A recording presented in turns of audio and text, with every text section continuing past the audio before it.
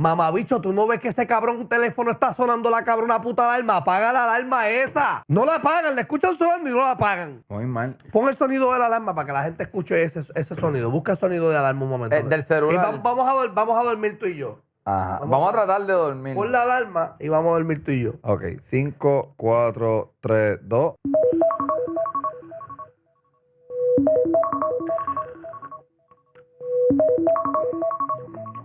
Mira, Chenta, apaga la alarma. Mira, cabrón, que apaguen la alarma. ¡Mira, puñeta! ¡Apaguen la alarma esa! ¡Me cago en la madre! Ok, perdón. El que te tienes que levantar temprano eres tú, no yo. Exacto. No, y tienes razón, cabrón. Mámense en un bicho, oh, Dios mío, el dúo, cabrones. ¿Sabes qué? Ya con él, voy a decir la más controversial de todas. Yo me voy a cagar en la madre de los cabrones que se quedan a dormir al lado mío. Tienen una cabrona alarma. Escucha que sonan 40 veces y no se para y la apaga.